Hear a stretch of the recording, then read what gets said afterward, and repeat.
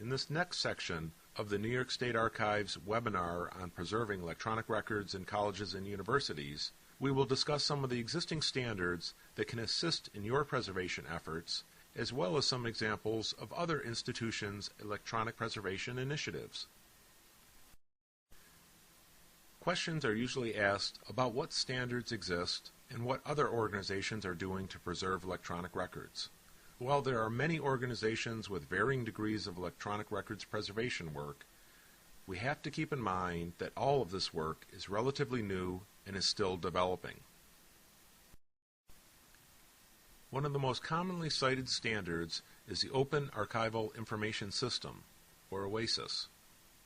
Our intent is not to go too in-depth into the OASIS model, but to provide a general overview so that you are aware of it and its positioning. You will find additional information regarding OASIS in the supplemental handouts included with this workshop. According to the OCLC website, OASIS is defined as an ISO conceptual framework for an archival system dedicated to preserving and maintaining access to digital information over the long term. Basically, OASIS has three main purposes.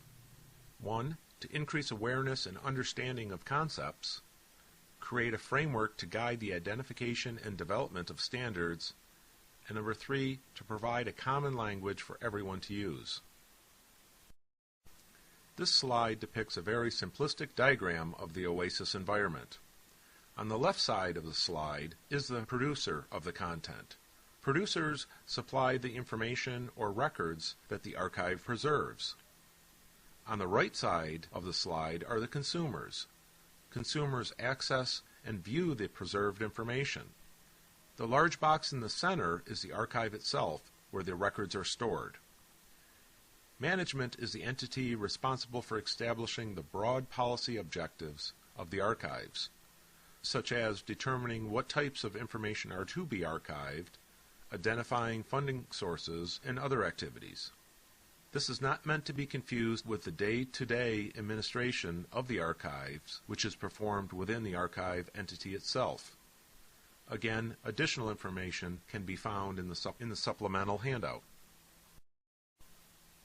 Another standard, as well as an initiative you should be aware of, is the Dublin Core Metadata Initiative. The Dublin Core Metadata Set is designed to promote discovery of electronic resources and is popular in the library, computer science, and museum fields. It is intended to be used for cross-domain information resource description and defines conventions for describing things online in ways that make them easier to find. Dublin Core is widely used to describe digital materials such as video, sound, images, text, and compound media like web pages. It also should be noted that Dublin Core is an ISO standard.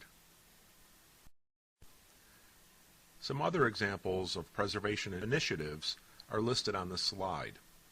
LOCKSS, which stands for Lots of Copies Keep Stuff Safe, is an international community initiative based at Stanford University Libraries.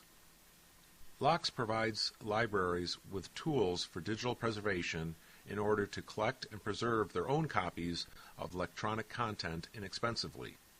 They provide libraries with the open source software and support to preserve authorized web-published materials for tomorrow. The Chronolopolis project is a partnership program designed to leverage the storage capabilities at the San Diego Supercomputer Center, the University of San Diego Libraries, the National Center for Atmospheric Research, and the University of Maryland's Institute for Advanced Computer Studies. This project provides a preservation data grid between dissimilar and highly redundant storage systems. It is focused on digital collections related to the Library of Congress's National Digital Information Infrastructure and Preservation Program. The partnership will also develop best practices for the Library of Congress's Preservation Program for data packaging and transmission among different systems. Although the Collaborative Electronic Records project of the Rockefeller Archive Center and Smithsonian Institution Archives has since ended, since it completed its original objective for tools to assist in email preservation, It is important to note that the efforts are continuing under the MCAP, which stands for Email Collection and Preservation Initiative. MCAP is an NHPRC grant-funded collaboration effort among the state archives of North Carolina, Pennsylvania, and Kentucky. Among the work provided is an XML-based parsing and preservation tool. Additional information is included in the supplemental handouts.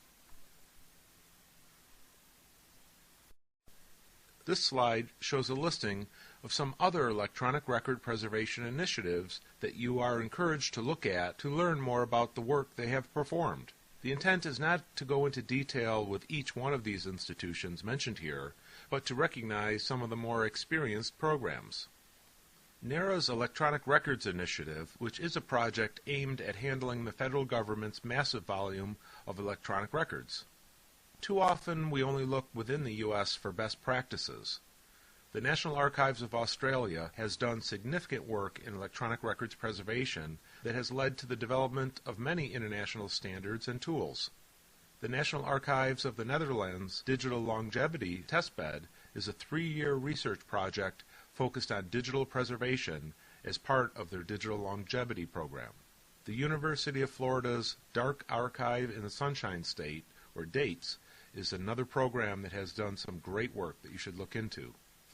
The mission of the Library of Congress's National Digital Information Infrastructure and Preservation Program is to develop a national strategy to collect, preserve, and make available significant digital content for current and future generations. You should also look into the Meta-Archive Cooperative, which is leveraging the LOCKSS work that is being done at Stanford University.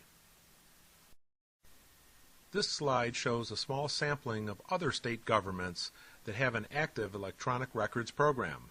By no means is this meant to be an exhaustive listing of all state government operations, and my apologies to those not listed that have active electronic records programs, but I encourage you to visit the website of each of these or contact these programs directly to learn more about their individual efforts. Being from New York State, obviously we would be remiss in not discussing the fine work being done within the New York State Archives Electronic Records Unit.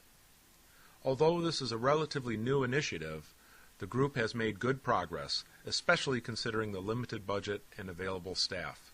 In essence, the Electronic Records Unit has adopted an electronic records preservation model developed by the National Archives of Australia.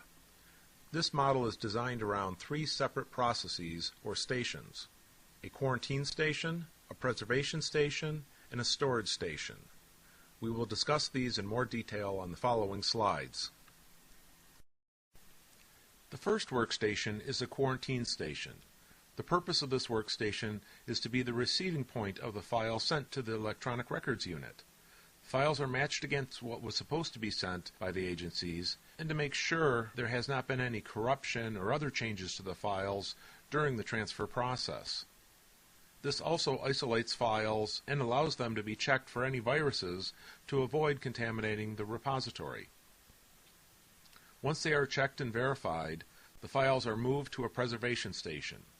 At this station, they could be converted to a normalized format, such as PDF-A or XML in the future. The last station is a storage station, where both the original bitstream files and the normalized files are retained. Backup copies of both the original file and the native files are made and taken off-site for further protection. Although the Electronic Records Unit has done some wonderful work, it is still a relatively small unit with a very limited number of staff and budget. We are all hoping that further investment in their work is made possible in future state budgets. The Electronic Record Unit is continuing to research best practices and investigate electronic record preservation work performed by other institutions. As with your own efforts, they have the challenge of creating awareness of their work among the various agencies. But this has to be balanced given the size of their current staff and their internal capabilities.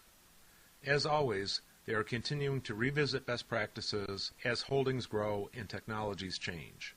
For more information, contact the New York State Archives Electronic Record Unit at the phone number listed on this slide. You have probably seen or heard about other operational examples from other institutions. I encourage you to look into these further and continually revisit them, since each institution has probably adapted to new environments and new challenges and technologies in the recent years. This concludes Section 4.